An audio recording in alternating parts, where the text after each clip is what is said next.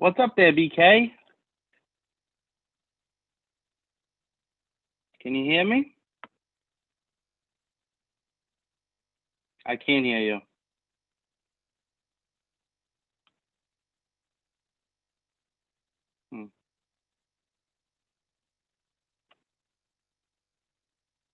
You on mute?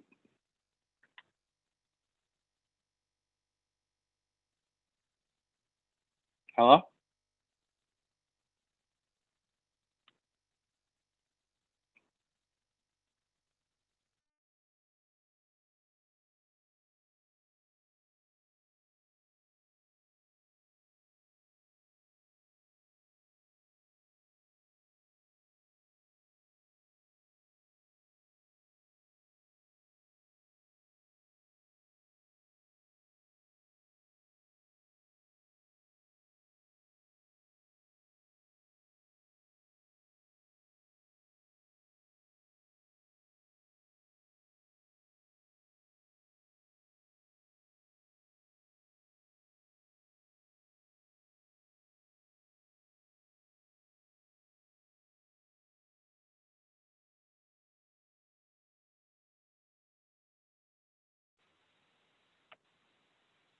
Hey there. I can't hear you. Why can't I hear him?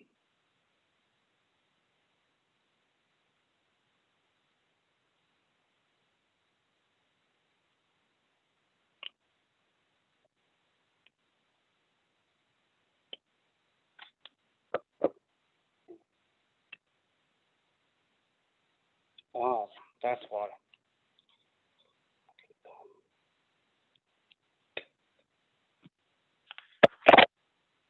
Hello?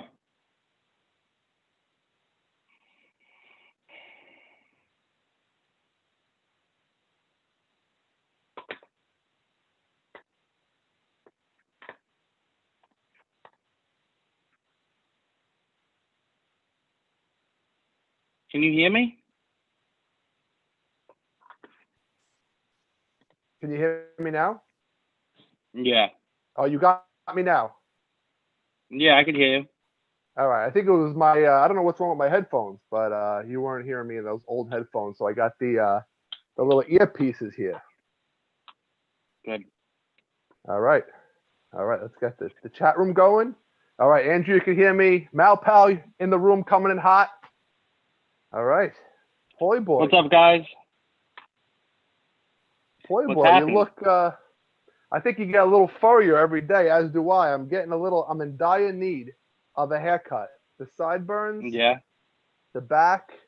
Oh man. My wife. Yeah. My wife literally shaved my neck today, and when I say my neck, I mean my back. That's what happened because the hair was getting so atrocious, and that's just what happened. That's just what happened Crazy. today. Yeah, So, it's getting bad now. It's been 3 months for me without a haircut. Yeah. I feel gross. It's a really special place to be right now. But you know what is special, Paulie? Is the fantasy fan, baby. We're here. Oh yeah. It is June the 7th. Lucky 7, June the 7th. Mickey Mantle, number 7. We're here on the Lenny Melnick Fantasy Sports Network. Always a pleasure to be here with my nephew. Always. Paulie right now. So good to see you.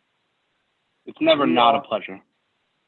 And we are part of a fantasy fan. While he and I are blood family, we are all part of the fantasy fam. You know, Paulie, who are we giving kudos to today, as in we do every week, because it's just the right thing to do, and we wouldn't be here without them. The very best. The lady, Andrea Lamont, and Lenny Melnick, the legend himself. Thank you, guys. And the lady and the legend. Always. Guys, thank you as always for having us. We look forward to this every week. I'm actually even going sleeveless today, Paulie. Look at this. Yeah, you're really showing off. You're really showing off today, huh? Look at it. Haven't been in the gym in literally 4 months. It's disgusting. I wouldn't know that. Absolutely disgusting. I'm not proud of myself. Andrea says they don't need kudos, but Andrea, I don't want to hear it because, you know, if not for you, then there's no us, right? That's how this works. So, it's our pleasure. It's our pleasure. King Hap, we should be sponsored by Supercuts because maybe they give us a deal, Paulie. Not that Supercuts would be that expensive, but I think we definitely need a little shear here. What do you think? Yeah, maybe we should look into that a little bit. Definitely a little bit of a shear. But the show we got today, ready? So first off, obviously the hot topic is 50-game season. What is that, right? Like, we got to dive into that a little bit because it makes no sense to me. It actually gets my blood pressure up and gets me a little bit crazy when I hear 50-game season, especially with all the back and forth. They were talking about 80, then 130, and all of a sudden, like, the bottom dropped out, and they're talking about 50. 50? Right. Come on, man. 50. Unbelievable. So we're going to be talking about that a little bit. We're going to keep going with our little bit about start, bench, cut, but we're going into the first base edition. So we're going to pick guys that we would start, bench, and cut. Always a fun little piece we do here. And then I'm going to lean on Paulie Boy to do a little NFL. Last week we jumped into tight ends and quarterbacks as to what that landscape looks like a little bit. Today we're going to go into running backs and wide receivers. I have to admit, it's my least favorite bit that we do. I'm bored. Paulie Boy loves the NFL. I'm in one fantasy football league. I'm bored to death in it.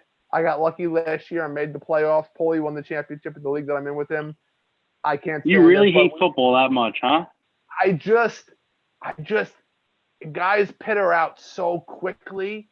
Like, there's nothing to hold on to, right?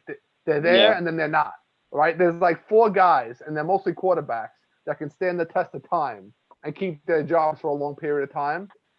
In baseball, these guys keep some football. They're there and then they're not. So it's like, all right, I like the players, but if a player's not there for more than a cup of coffee, I just don't get it. So, the last time I followed football was when Barry Sanders was in the league because he was exciting to me, and that was it. But we're gonna dive into that a little bit. We're gonna have a little bit of trivia, and then we're gonna go into stardom or dumb, and we're gonna go into outfielders, fantasy outfielders. Who do we think are destined for stardom, and who do we think is just a dumb pick? $9 buzz cuts, King Half. I gotta get in there. And then that's a deal and a half. It is. And we're gonna end this with a new piece that I put together called. When I said the title to my nephew, he said, "What the hell is that?" It's called "Millennial Pizzle First Best Generation Ever," because my nephew being a millennial, I literally think they have nothing to live for, being a millennial. And the best generation ever, I'm 42 years old, I think it's the best generation ever, because we got the influence of the older generation. Just a little biased. And the technology of the younger generation. And we're like the best generation. Just the best generation. Oh, so that makes sense. Georgie, when you call somebody an imbecile, you know that's a compliment, right? I mean, I aspire to be called an imbecile by George Hubschman. I don't know if I'm saying that right. Hubschman? Paulie, how would you pronounce that? Hubschman. Yeah. All right. Hubschman. Great. Anyway, that's our show. We're diving in right now. The one big question though, Paulie, this is like a life or death question I gotta ask you because it came up at dinner time at Uncle Bob's house today. Ready, guys? And for the chat room, big question. You ready? When you eat corn on the cob, do you eat it typewriter style or do you eat it around the world style? This is a big question. Do you corn on the cob? Do you go typewriter or are you around the world? Guys, talk to me in the chat. How do you eat corn on the cob? I haven't actually had corn on the cob in a while, but I'm pretty sure I'm a typewriter type of guy. You're a typewriter. Andrea cuts it off the cob. Andrea, what are you, communist? Who does that? Oh, yeah. Some people do that. Some people like that. I mean, I can't imagine, like, you might as well buy it in the can. Why even get it on the cob if you're just going to cut it off the cob? Yeah, I guess that's true. Yeah. Royals, I'm with you. Andrea, go back to your childhood when you were eating it with the typewriter. That's the way I do it. My wife goes around the world. I was making fun of her. Just like when she eats a piece of pizza, she doesn't do the New York finger and crease it in the middle and then eat it. She eats like a perfect triangle and shoves it in. I said, go back to Pittsburgh, babe. Back to Pittsburgh. Yeah. It's just a way to eat food. And I think it's the typewriter with the corn. It's the crease with the pizza. It's the way you do it. Mal Pal eats corn out of a can. We're not going to judge him, though, Paulie boy.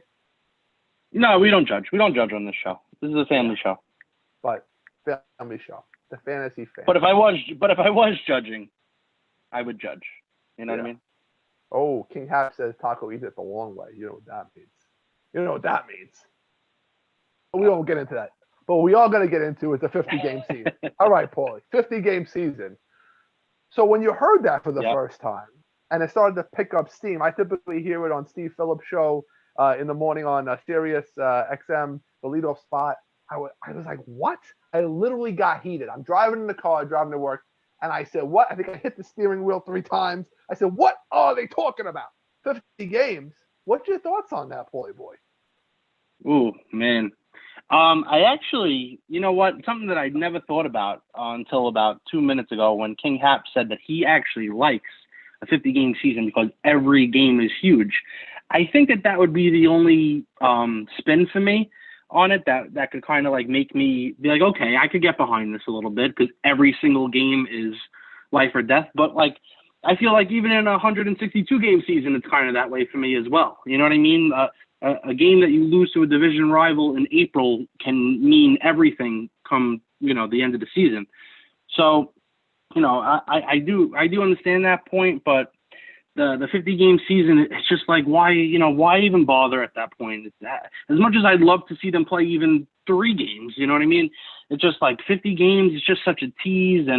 And I was telling you before, I was reading an article, and the Nationals, who won the World Series last year, through 50 games, they were 19-31. No chance at playoffs at that point. So, whoever would win a World Series in a 50-game season, the Orioles could win the World Series in a 50-game season. You know what I mean? Paulie, let's not get crazy. Let's not get crazy, Paulie. No, but you know what I mean. I think you know what I mean, and I'm not about it. I'm really not, because it's like a fake season to me. Wouldn't really count unless the Mets won, of course. Then it would totally count. Yeah. But Royal says 50 games as a fantasy player is crazy, but as a baseball fan, it will be awesome. It's going to put that much more pressure on starting pitching, right? Like imagine coming into the season that teams knew that there was going to be 50 games. Wouldn't teams like the Yankees and the Dodgers? I mean, I don't know what the possibilities would be, but wouldn't they go so much heavier into starting pitching, right? Or the pitching altogether? Because every game, like you said, means that much more, right? So every game, it's like in football, they don't have a quarterback rotation because you want your top quarterback in there all the time. Not that DeGrom would pitch every game, or Garrett Cole would pitch every game, or Verlander would pitch every game. But I mean, how do you work that out? It would be crazy. And how they're going to use the bullpens, I think that's going to be really, really, really interesting. And from a fantasy perspective, I haven't had a chance to really wrap my brain around it yet, because I'm like, okay, how does that impact the way that I draft? Paulie, how would it, if at all, how would it impact the way you draft in a 50-game season? I don't know, man. I think that when you draft in a season like that, it could be anything. You could have some role players who turn into, studs, guys who just come off the bench normally, or they just found their own playing time and things like that, and they turn into just studs overnight just because they're playing in a really short season. These are guys who just have some like really good, like, a month stretch and stuff like that, and then just really turn down at the end, towards the end of the season. But these are guys that could, in a month stretch, that'll be their whole season. So it's tough. It's really tough when you're talking about managing a fantasy team during a really shortened season, not even like a half shortened season. You're talking about almost 3/4 of a shortened season. So my strategies, I think, would be to maybe load up on pitching, and I think the bats would just, because you could waste a first round pick on a top bat, and that guy could have a slow start, and then you're really screwed because the slow start is your whole season. You know, it really is. It really is. So I think I would. I think in a case like that, I'd go pitcher heavy. Yeah. Try to anyway. Andrea, it's not set in stone yet. I heard it. Steve Phillips on not Inside Pitch, the leadoff spot on Sirius. I think it was something that the owners threw out there because they want less games by and large. Yep. At the end of the day, here's the facts. Not even the facts. It's 100% my opinion. I don't think it's going to happen. I think the players want more games. They want to get paid more, even though they in the past they said that they're worried about their health and yada, yada, yada. I get that. But at the end of the day, they want to make their cash. So I think they're looking for more games. I actually called in to the leadoff spot this week, like I do several times per week. And I said, guys, this isn't too complicated. I mean, for my job, I run a series of gyms, YMCAs, and we're starting to put plans together. I don't see a baseball season that complicated, especially for the resources they have as far as how they can make this work. You let people tailgate before the game, right? You don't let grandstand vendors run shop at all. You do have the aisle vendors coming in. You could have all the different vendors having a bunch of aisle guys doing and selling that way. You only let in 15,000 people. These stadiums hold 45, 50,000 people. You only let in 15,000 people. First priority to season ticket holders, and the bathrooms. As weird as this sounds, the bathrooms you'd have to have some sort of every other urinal for the men's bathroom, and you'd have to have some sort of monitor in the bathroom so that people are keeping social distance. Let's not make that weird, guys. I know it sounds weird, but King Hap loves the 50 game idea, but I'm hoping more for 100 to 130. But anyway, back to my prior point. I think you could make it happen, and I hope they let fans in. I mean, fans that don't want to go aren't going to go. It's that simple. It's that simple. Right. And this is open air. If they're talking about having the NBA at Disney in Florida in arenas, closed arenas, you're telling me you can't which have 15,000? They are. Yeah. And you're telling me you can't have 15,000 in an open air stadium? Yeah, good call, Malpal. That's all the Marlins draw anyway, so they're good. For the whole season, they only get 15,000 fans. Oh, man, too much. But, at the end of the day, I don't think 50 games is going to happen. And I think it would be an asterisk season. I mean, I know when... without a doubt. It would have to be. I mean, it's not like 1995 when the Braves only played 140 some odd games after the strike, because it was still 140. I think it was 144 games. No one talks about the Braves championship as being asterisk or that it was a shortened season because there's only like 20 games less than normal. But 50 games, I don't know. It doesn't feel good. Yeah, I can't get too excited about it, you know. But at this point, it is what it is. If they could give us 50 games, then you know what? At this point, I'll take it. You know what scares me, Paulie boy? I'm not going to be picky. Paulie boy, I'm going to tell you what scares me. This is what scares me. They run 50 games this year, right?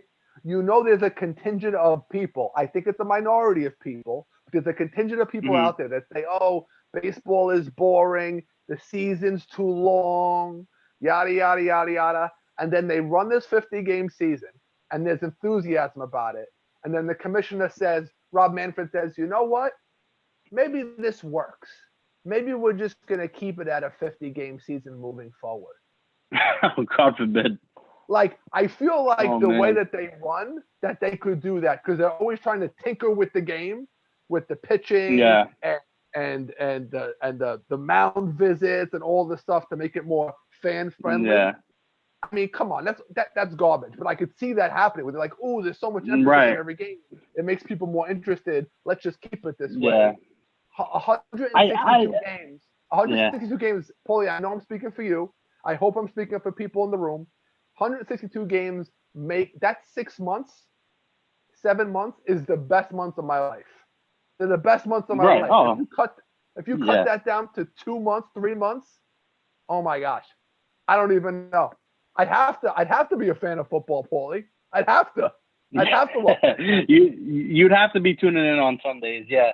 Yeah, but King Hap is saying every game would have a playoff feel. I know it sounds ridiculous, and for me, from game 1 to game 162, it's a playoff feel as long as you're in it, as long as by the end of the season. For me, it's like if you go in a 50-game season, if you go a week and you go on a 5 to 10 game somewhat losing streak, or you lose like 8 out of 10, your season's over before it even started in a 50-game season. So you could say that every game has a playoff feel, but you could be out of playoffs within the first week of the season. You know what I mean? You fall anywhere from like 6 to 8 games behind. Your season's pretty much over. I mean, so yeah, I can't really get behind it and say like I love it and every game will have a playoff feel, because I already get that feeling between April and May and June. You know what I mean? I already feel that way normally. So I can't really get behind it. So Andrea's coming in really hot today because she says not only should the players run in reverse order on the bases, which obviously is a joke, but Andrea has us up on the big screen in her house right now, Paulie. Me and you are on her main television. I just want to let you know. Wow. We're like front and center. So Andrea, I apologize that you have to look at this, the way we are. On your especially those arms right now. You're staring at Uncle Bob's arms. It's got to be 42-year-old arms. Listen, old man arms right now. Just not good. And a farmer tan. You're working on a dad bod. You're working on a dad bod. I really am. Yeah. I really am. It's really falling apart over there. That's a dad bod. I look like a combination of Willens Astudillo and what's his name? Pablo Sandoval right now. Not good. Nice. It's not good. It's not good at all. It's not good, but I like it. I like it because then I could say that I'm the more handsome one on the show. Well, By the way, just a quick side note: Paulie Boy was cleaning out his garage today. Found a note Uncle Bob wrote to him 20 years ago, literally telling him how much I love him. I said, I must have been craving love and such a bad place in my life to write you that note 20 years ago. But you were just lonely. Of course, you took a picture of it and sent it to me. But just let you guys know, there's no love here. This is my guy. All right. So loud enough things to not go into the Look, Georgie's it's just crazy. George aspires to be Willens Astudillo. Georgie, listen, bro.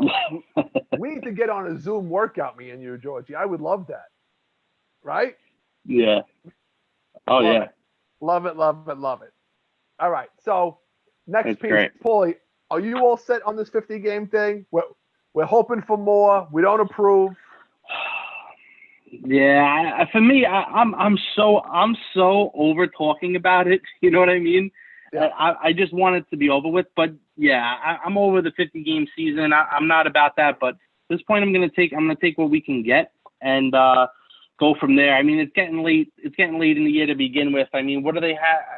They're lucky if they have another week or two of talking it out and trying to figure it out. Right. Who knows what happens? Right. And just so you know, too, Andrea thinks you have squeezable cheeks. I don't know what that does for you. I don't know how it makes you feel. Squeezable cheeks. But I just want you to know. It's not the first time I've heard that. It's not. I don't know. I don't know if your girlfriend's on this right now. I actually hope she is. She can confirm. She might be, but she wouldn't mind. She wouldn't mind at all. Quite squeezable. Anyway, they are. All right. They are. Let's dive into my next segment, our next segment, which is literally my favorite segment, Paulie, and I give you complete kudos for this because you brought this to my attention. I think it's a cool segment. It's called Start, Bench, Cut, and it is in the spirit of what is it? Bang, marry, kill. If you don't know what that is, you got to throw it in there. You got to throw it in there. Well, just for reference sake, I got to throw it out there. So if I think they could figure it out. Yeah, but if you don't know what it is, look it up on Google. Look up bang, marry, kill, and that's what we're doing here for baseball. It's called Start, Bench, Cut. So what we're gonna do is we're gonna name three players. Yep. At every position, and we're gonna do in like different categories. And you tell us, chat room, who you would start If you had all three guys, who you would start, who you would bench, and who you would cut. And some of these are tough. All right. Oh, Erica Barbella. He has the cutest cheeks. Oh my God, she's in the room. Yeah. She's in the room. She's always here. She's always listening. Oh, I love it. I love it. And Georgie called you Charmin Soft. I love it. This is a Paulie Boy show today. Paulie Boy show today. Getting a lot of love today. A lot of love. I love it. I love it. All right, start bench cut, Paulie Boy. You ready? Yep. Group number one, guys. Who would you start? Who would you bench? Who would you cut? We're going with the youngins here. Pete Alonso, Josh Bell, Matt Olson. Start one, bench one, cut one. Pete Alonso, Josh Bell, Matt Olson. Who you got? I like this group a lot. I like this group a lot. I want to see the chat room buzzing today. I want to see you guys buzzing. I want to see what you have to say. While people are putting in their answers, Paulie, tell me first, who would you start of that three? Who to you is like the top tier of those three? I mean, for me, I like those three a lot for different reasons. Pete, for me, and I'm not trying to be biased, but Pete is definitely the start for me. At first, I think he's a top 5 first baseman. Not to be biased, clearly biased. Just to be fair. Not to be biased, but I'm being clearly biased. No, but I mean, he's got the stats to back it up. You know what I mean? I think I'm gonna bench Matt Olson, and drop Bell. I'm gonna cut Bell and bench Olson. I like Matt Olson a lot. I know he was hurt for a little bit last year to start the season and everything, but he came back and was firing on all cylinders. I think he has a good chance to maybe push Pete out of that start and wind up starting himself. But I like Matt Olson a lot. I just think I would need to see a little bit more. And Bell, you know, the same. He really broke out last year, had a really hot first half, and you know, he didn't finish bad either. But I just think he's the lesser of the three. Between them all. The room is buzzing. Royals start Olson, bench Bell, which means Alonso out. Yep.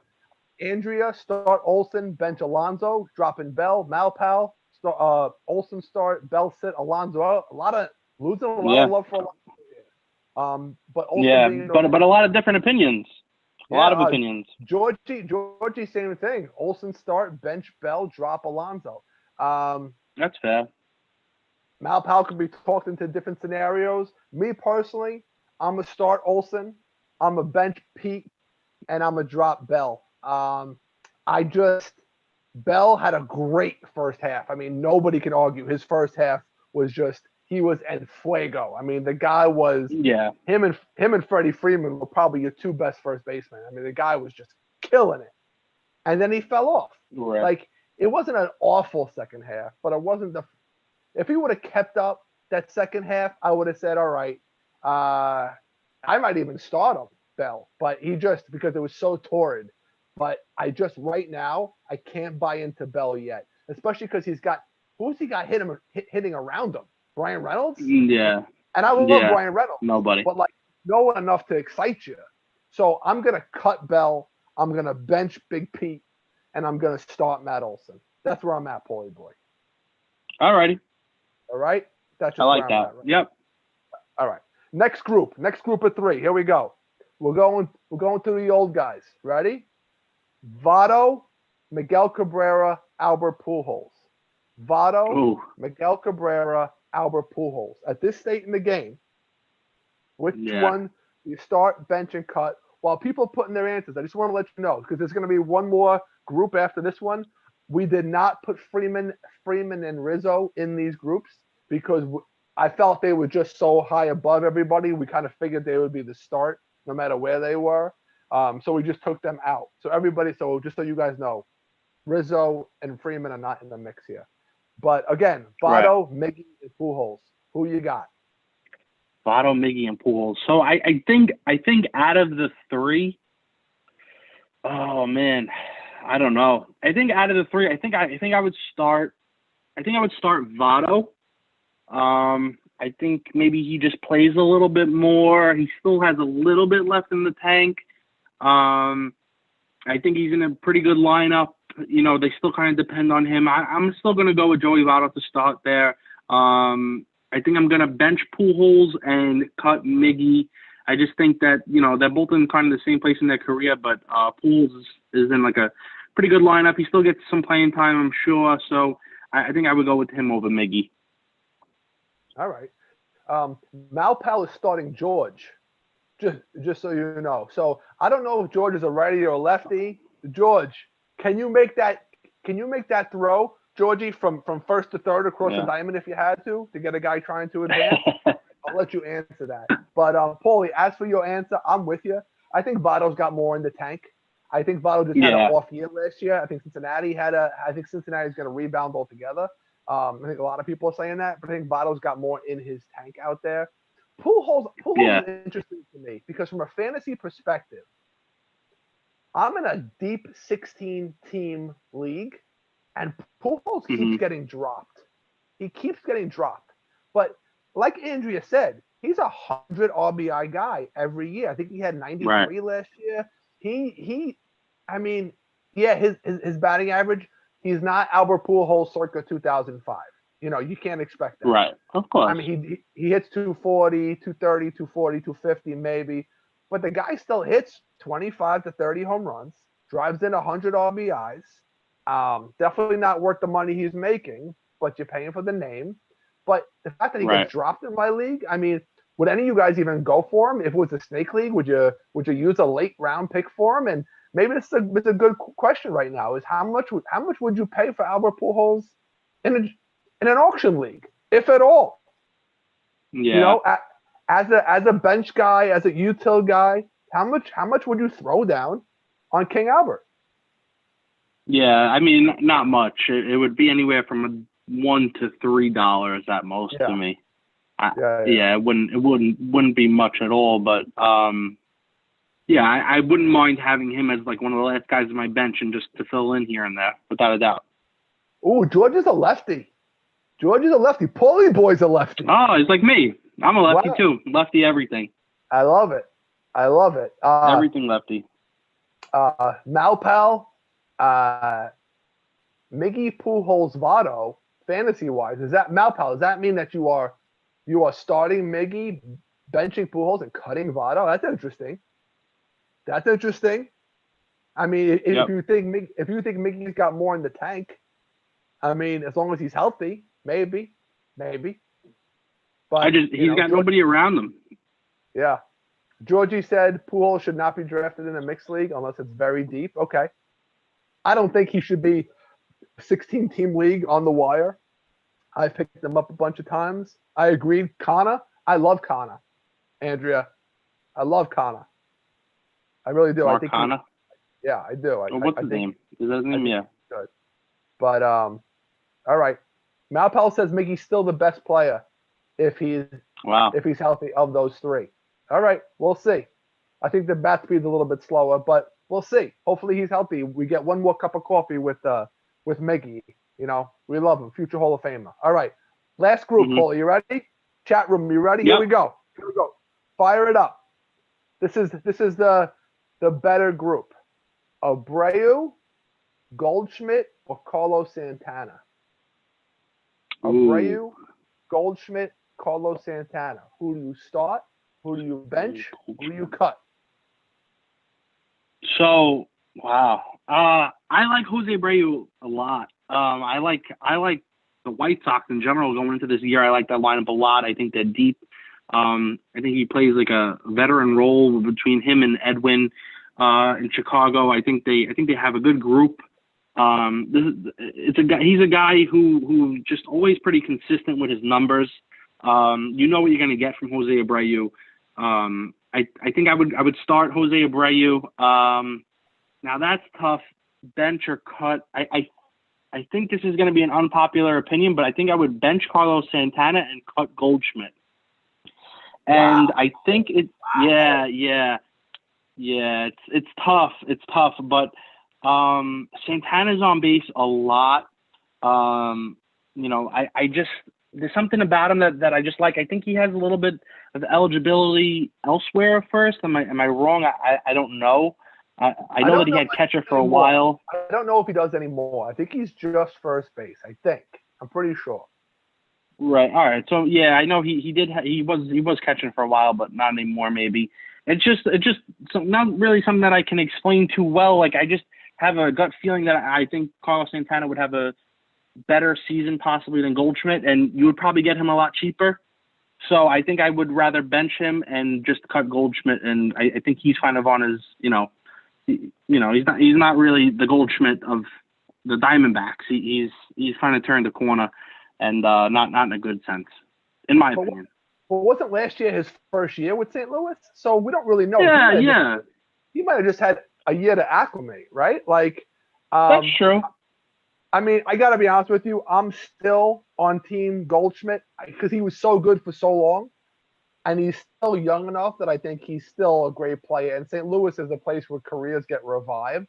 I just think he had and he had an awful first half, but he came back alive second half, which a la Jose Ramirez, right?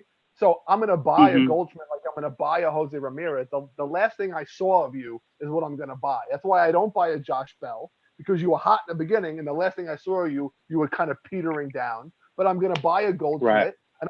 A Jose Ramirez, because the last thing I saw of them was it looks like they put it together. Right or wrong, that's where I'm going. So I'm gonna start Goldschmidt. I'm gonna bench Abreu. Wow. I don't like Carlos Santana. I think he had a resurgence. Okay. I can't even say resurgence. I think he had his best year last year, but I don't think that he's. I'm not a big Santana guy, but okay. Let's let me dive into the room. I actually have to scroll up. That's a good sign when I have to scroll up. Yeah. Santana, his on base percentage is always very high. That's why I'm saying he's always on base. I think he'll score a lot of runs. He drives in his share. He's got some pop. He can hit for average. So, not horribly. He's not bad with the bat in his hands. Obviously, there's something about him I just like a little bit more than Goldschmidt, and I prefer Abreu out of the three. So I think that's the route that I would go. I scrolled up. The first thing I saw is that Andrea called George a bitch. I don't know what to make of that, but I'm just I'm gonna go right past that. And I saw a little over the line. We love Andrea though. Georgie, she can get away with it, right? Andrea can get away with it. Yeah. Malpel had start Abreu, bench Goldie, cut Santana. Royals start Abreu, bench Goldie, bench Santana. Georgie starting Santana, benching Goldschmidt and cutting Abreu, Paulie. Wow. That's bold. Yeah. Georgie, bold, buddy. That's going against the grain, we call that. Against the grain. Andrea is on team Abreu, benching Goldie, and Santana giving him the old heave ho. Who else? Is that it? Is that it from this group? I think. Yeah. Yeah. So, Andrea says Fran Mill hits with Santana now and Lindor. So, yeah, there's something to be said for the lineups they hit in, too, right? Like, I mean, right, absolutely. Really, yeah. St. Louis, I mean, it goes against what I said was starting St. Louis, Goldschmidt, because he doesn't have a great lineup around him. Right. Anymore. And Carlos Santana does. So, a lot of good points in the room. A lot of good points. Yeah, absolutely. Yeah, but guys, thanks for playing. Start, bench, cut. We love it. Now we're gonna jump into this segment again. No ill feelings. I'm gonna hand it over, oh so gently, to Paulie boy. Paulie, a little bit of NFL here, Paulie. I want you to take us through some running backs, take us through some wideouts. Who you think are the top three, maybe at each position. I might jump in a little bit, but this is you. All right. I hate this spit. I hate it. You can share a little bit. Paulie, just like our relationship, it's got to be well-rounded, right?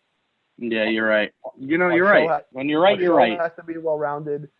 Our relationship has to be well-rounded. So please, take us through the NFL running backs and wideouts. Go for it, kid. So just to get into the NFL here a little bit, I normally base everything in a PPR league. That's points per reception. And as far as running backs go this year, the top five are pretty standard. It's pretty similar to what last year's was as well. Christian McCaffrey, I think, is the number one overall pick this year, but he's definitely the number one running back. he could catch 100 passes. He could, he runs for over 1,500 yards. He could catch for over 1,000 receiving yards. He's the total package. He's everything you want in a fantasy football player.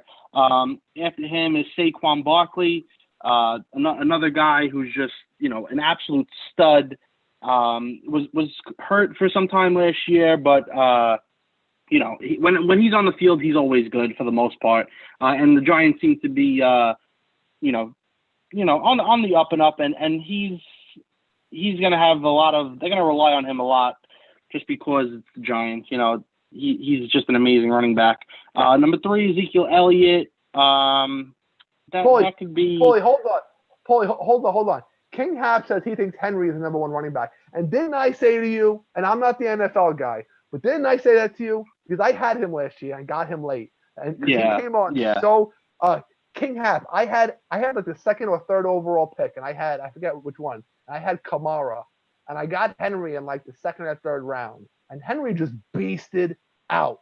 He beasted out. And when I said to Paulie boy, what about Henry? You weren't so sold on him, right? You're not so sold on Derrick Henry yet. Well, he doesn't catch passes out of the backfield. That's the thing. He just runs all over defenses, which isn't a bad thing, obviously. He's definitely he could make an argument that he's the number 5 or number 6 overall running back, but he's right there. And if you feel like he's the best, you could take him with your first round pick, no problem, and totally be fine. Nobody's going to make fun of you or anything about it. Just that he doesn't catch passes too often out of the backfield, but he'll run for 150 yards a game and get 20 to 30 carries. So, there's nothing wrong with that. I just like a running back who can do both. A running back who's gonna get 15 to 20 carries. He might catch 5 passes a game. In a PPR league, that's the difference of a win or a loss in your week. So that's the only difference with him. King Hap is saying he had Barkley, he sucked. Well, last year was a bad season, but his rookie season, he was ridiculous. So I could see him bouncing back without a doubt. But Paulie, here's the question: in a football league, are you still going to waste or use a top 3 pick on a guy who didn't have a good year last year just based on hype? I mean, don't you go with your recent?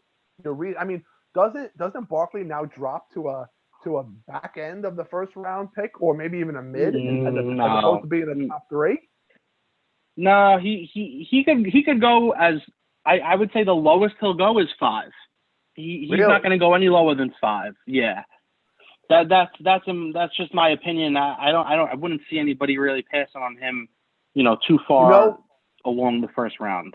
You know who I learned my lesson with this on, that I would never go for a Saquon Barkley. But it's not Saquon's fault. I'll tell you whose fault it is. It's David Johnson. I had David Johnson 3 years in a row, purely based on hype. And I will never make a hype pick like that again. A guy has to have a track record. David Johnson burnt me because he had that one outstanding year. You know what I'm talking about. You know what I'm talking about, and I know what I'm talking about. He had that one outstanding year, and I just happened to, in 3 years in a row drafts, and I got him, and he was just horrendous. Yeah. Yeah. No, I get that, but I just think Barkley's his talent is just on another level. And the only reason why I can understand why you don't like him is just because of the team that he plays on. He plays on a young team, a team that's growing and is going to really depend on him. He may have he may have 8 or 9 people in the box just waiting for him to get the ball and going after him. But, that's the name of the game. And I still think he's worthy of a top 5 pick. Just getting back to it, Ezekiel Elliott 3rd for me. After him, I guess Kamara, and then Dalvin Cook. I'm not really obsessed with Kamara too much. A lot of people are, but after that, I guess it's Kamara, Cook, maybe Derrick Henry in there. There's guys like Kenyon Drake, Nick Chubb, Austin Eckler for the Chargers, who's probably the number 1 running back over there this year in San Diego. Well, LA it is now. Aaron Jones from Green Bay had a ridiculous season. Miles Sanders from Philly, he's getting a lot of hype this offseason. So there's a lot of running backs this year. A lot of different ways you can go. Nice. All right, Paul, listen. I know I said running backs and wideouts. We're at 8:45, so we're tight on time. So we're going to keep that wideout segment for next week. You cool with that? Yeah, absolutely. I mean, and because I love baseball so much more. And we have a hot trivia question coming in. But Oh yeah.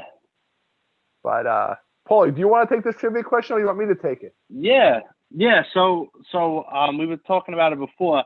I saw something really cool on this day, right? 1973. Guys, here's the trivia. On this day in 1973, Dave Winfield was drafted by the Padres, first overall, and went straight to the big leagues. Can you name the two teams that drafted him, one in the NBA and one in the NFL? He was drafted by, in all three major sports. What were the two other teams, one in the NBA, one in the NFL? What are the teams that drafted Dave Winfield in those respected sports as well? Yes, Malpal right out of the gate. Vikings nailed it.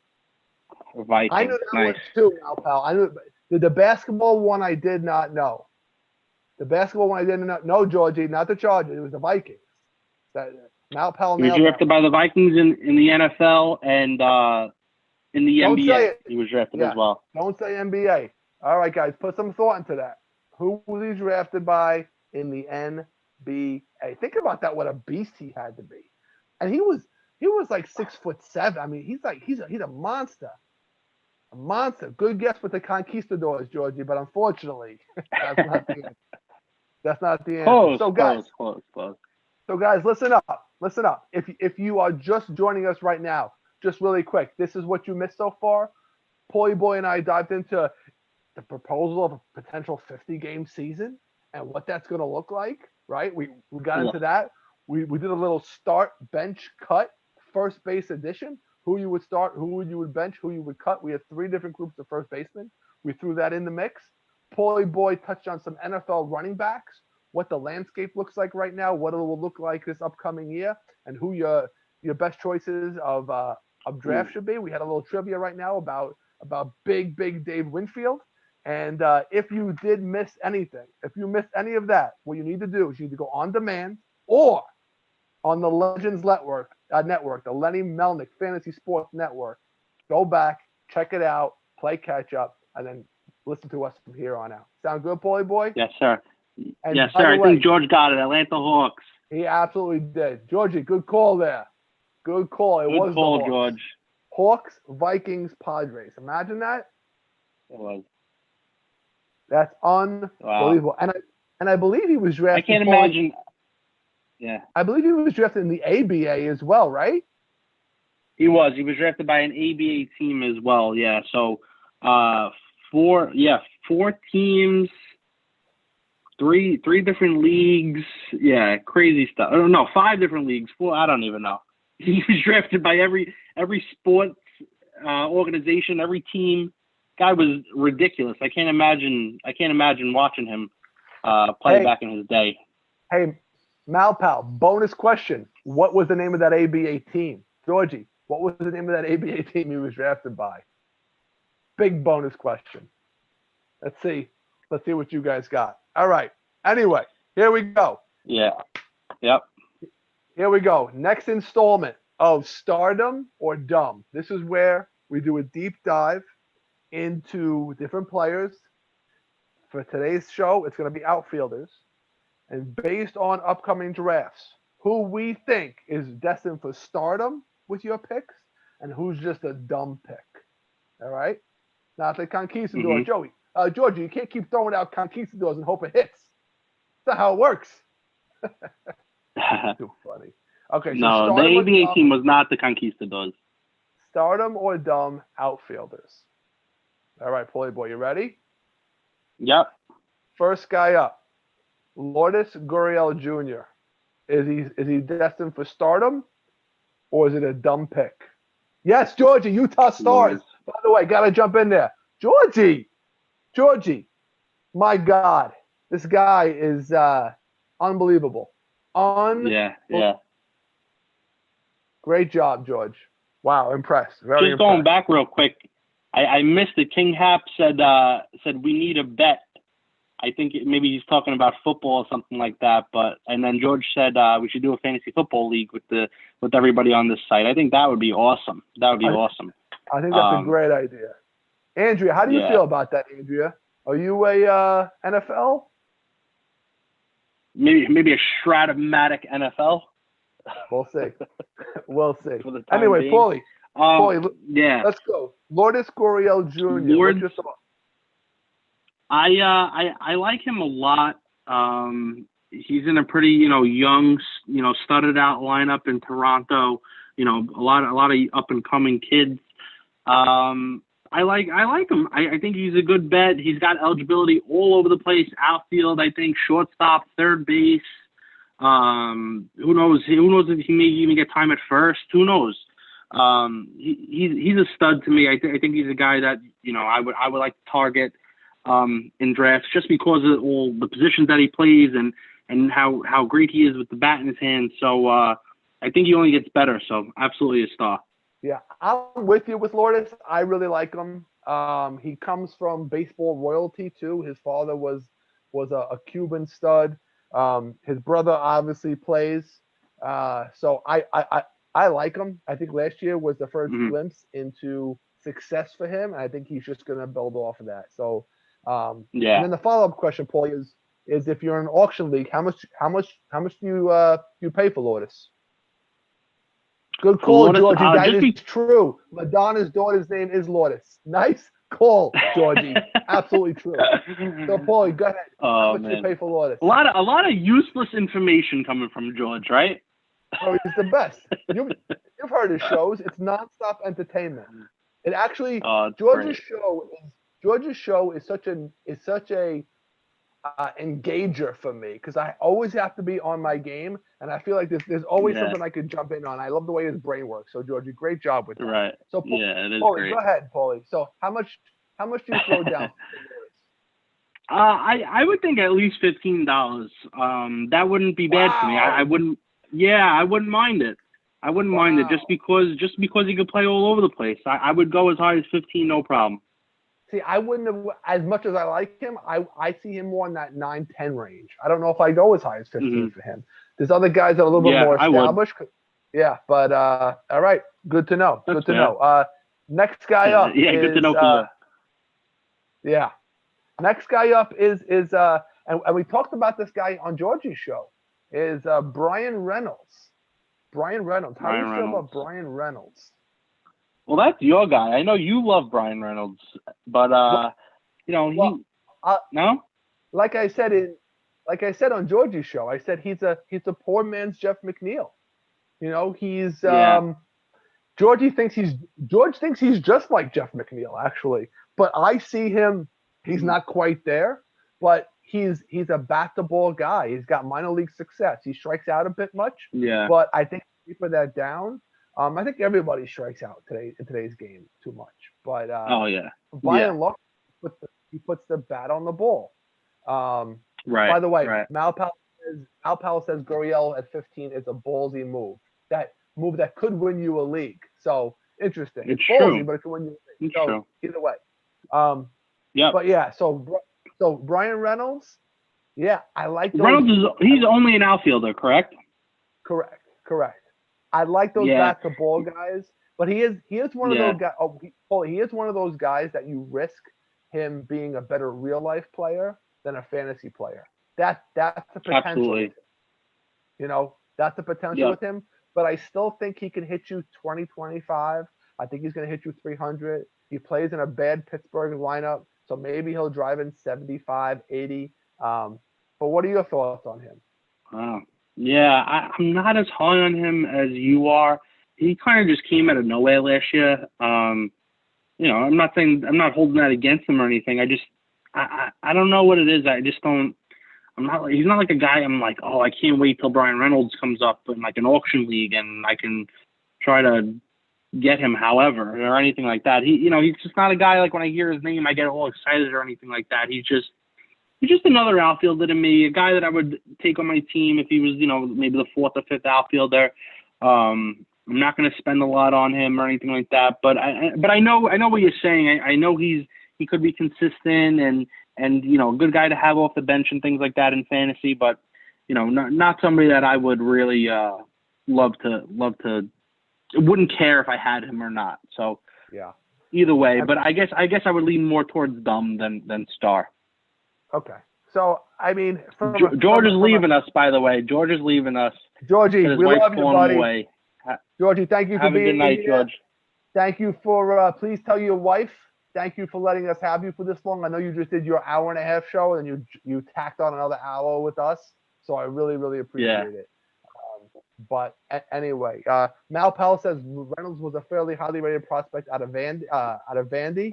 And he has the DNA to be good. So I mean, from a dollars and cents standpoint, Paulie, I would probably go, in that $7-8 range for him.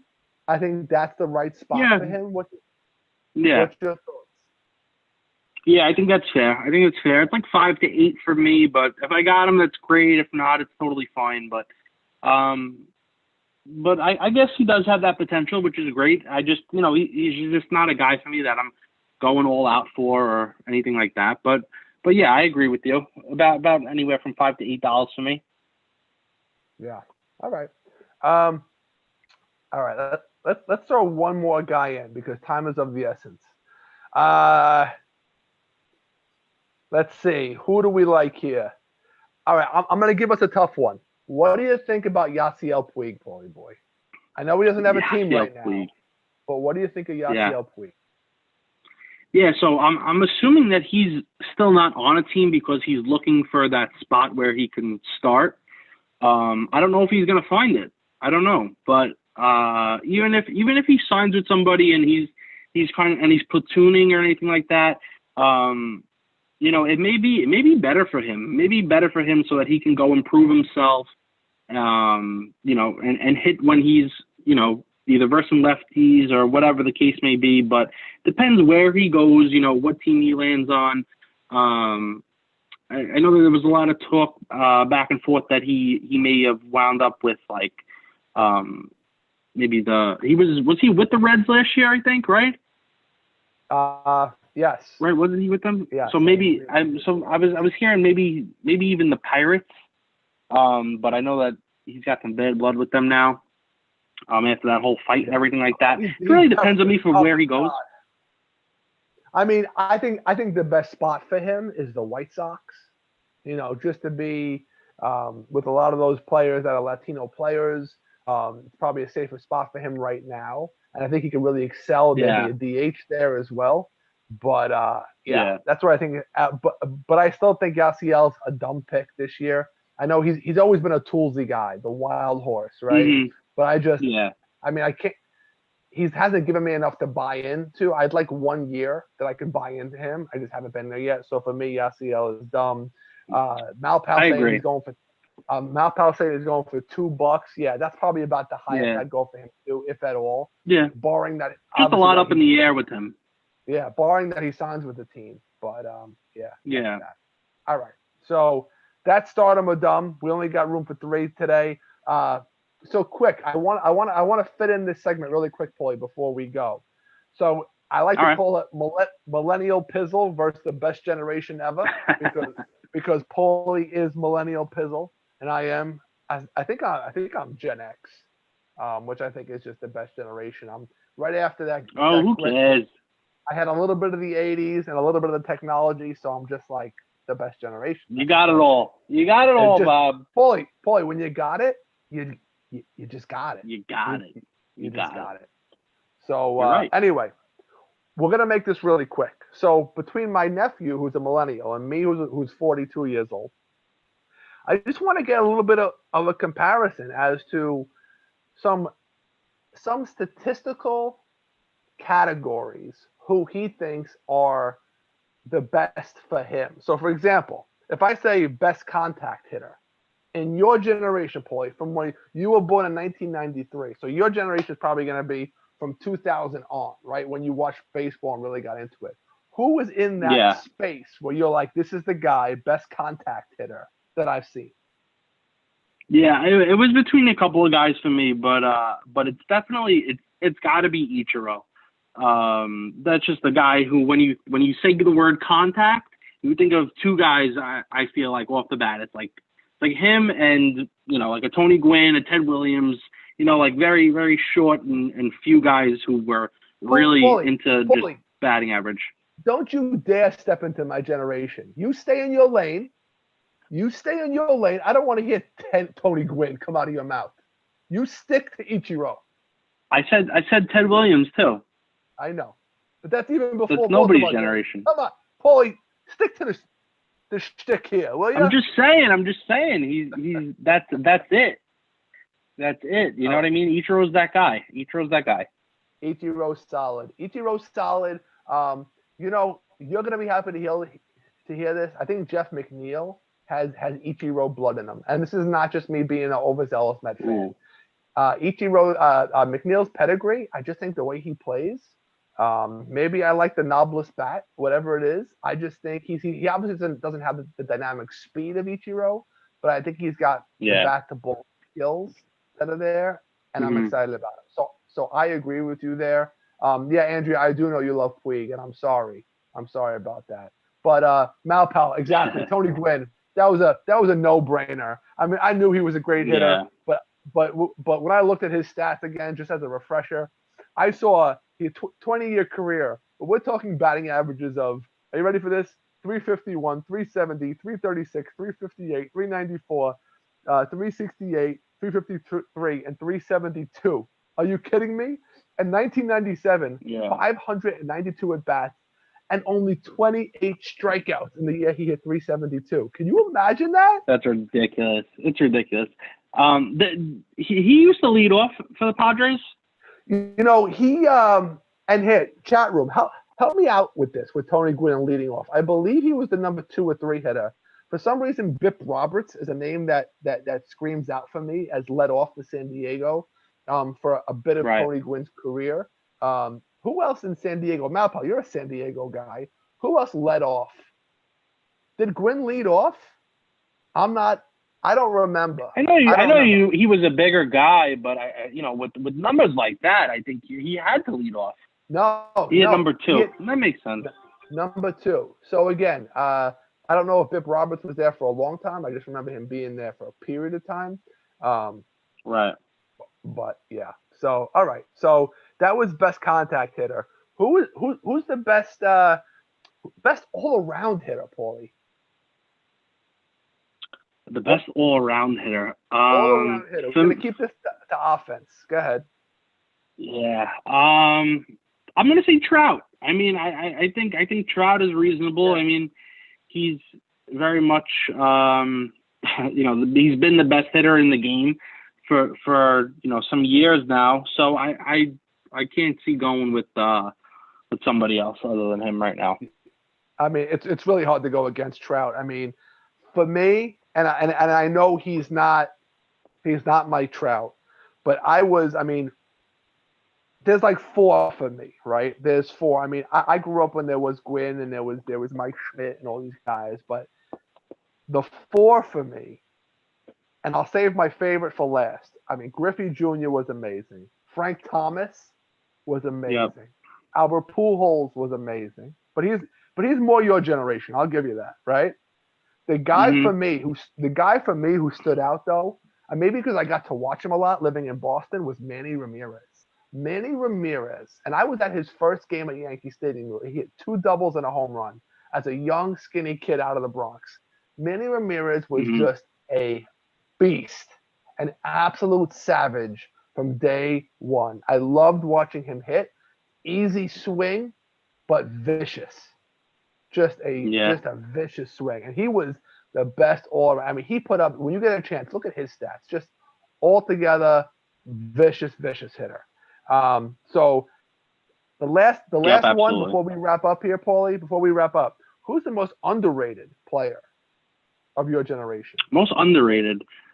There's a lot of guys, and probably a lot of guys I didn't even think of, but first name that came to my head for some reason was Jeff Kent.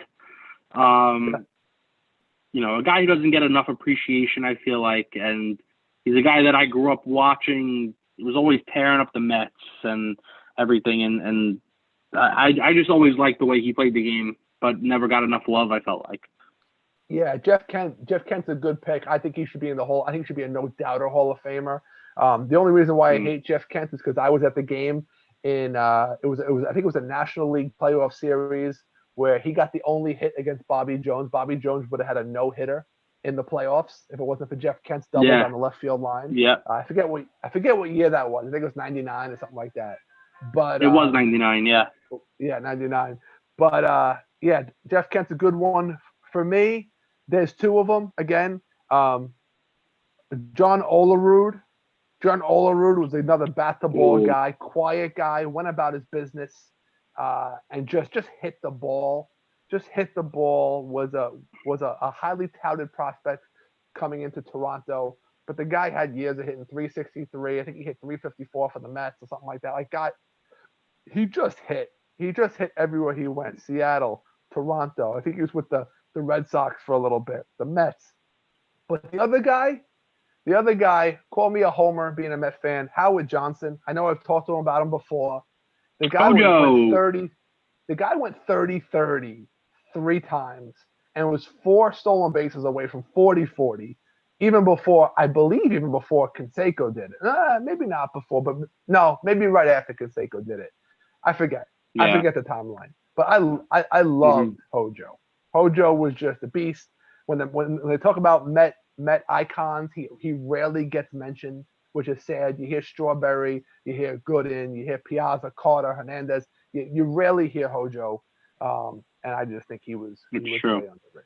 But anyway, Paulie boy, that's our hour, kid.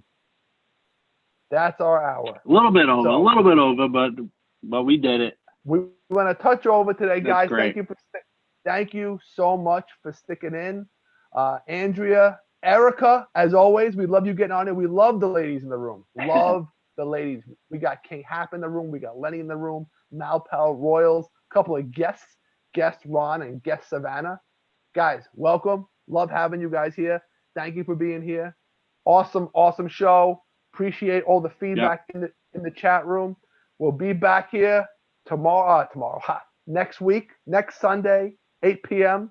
Unless we find another time slot. George is tough to follow, right, Lenny? So we might be looking for another time slot. I'll let you guys know. Again, as always, thank you. Love you guys, and we will see you next week. Have a good night, guys. Thanks, guys. Much love.